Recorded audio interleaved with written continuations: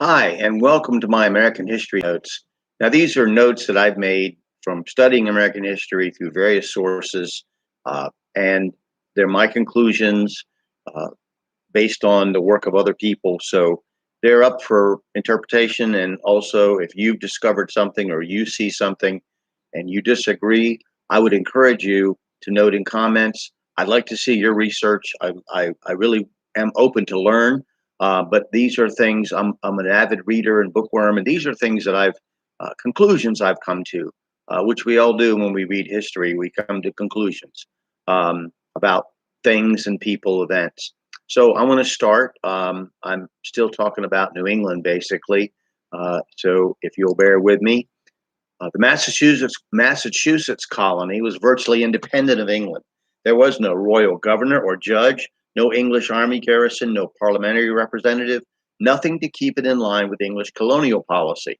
The form that this colonial government took became the pattern for other American colonies. The corporation, which had moved to the colony from England, consisted of free men or stockholders who met in an assembly and elected governor, deputy governor, and assistants or counselors on an annual basis during a regularly called court.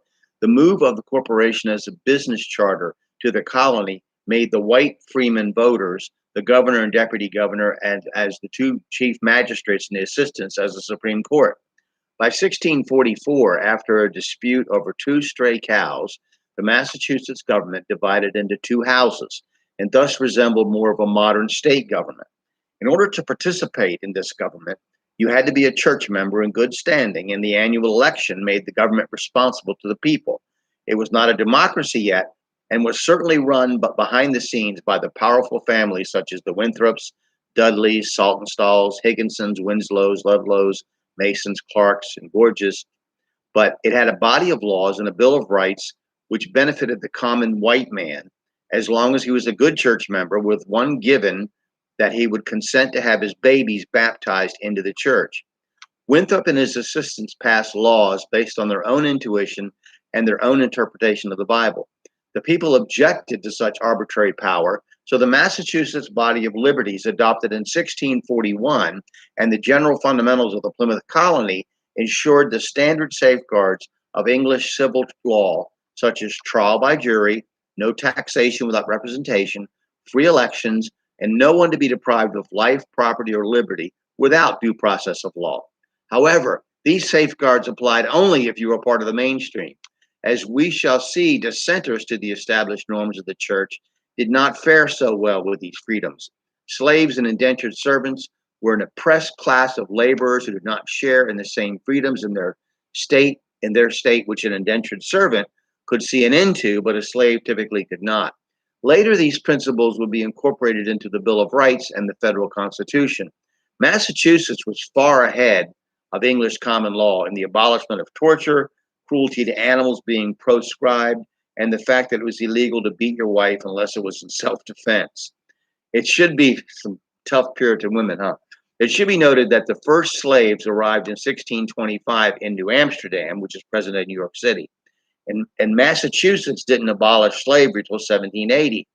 The colony did not have large scale plantations itself, and the slave population was small compared to the South as time went by, just as the overwhelming majority of African slaves went to South America, not North America. The greatest New England contribution to the Holocaust of slavery was made in shipping slaves on ships home to New England ports and making fortunes off the West Indies, where slaves were often worked to death as indentured servants had been done so at the first. But in New England, there were many indentured servants who were not hereditary slaves.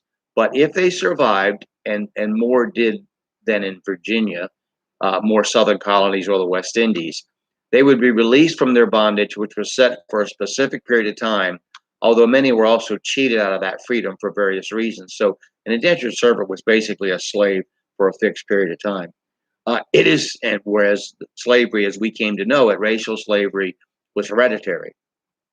It is said by National Geographic that half of the early American population of European heritage were at one time indentured servants.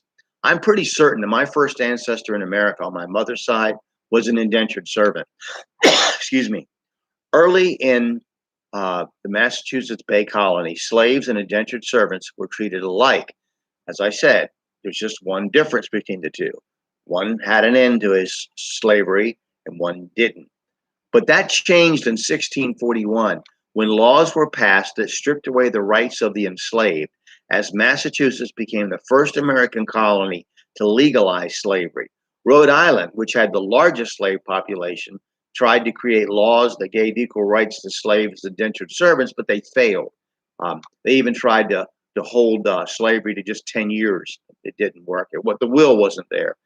Some sources state that Boston merchants started the slave trade in New England by attempting to directly import slaves from Africa.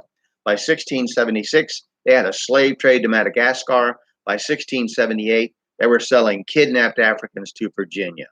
So we'll discuss more of American history notes next time. I hope you enjoyed this and it just sparks you to do some research on your own. Use several sources and try to know who your sources are, where they come from, what university or what religious faith they come from. Are they looking at primary sources like letters and laws and newspaper accounts? Or are they just copying the opinions of somebody else? So, and I have to do the same thing. I have to do the same thing. So I just hope this sparks you to want to look, want to investigate. Thank you. Have a good day.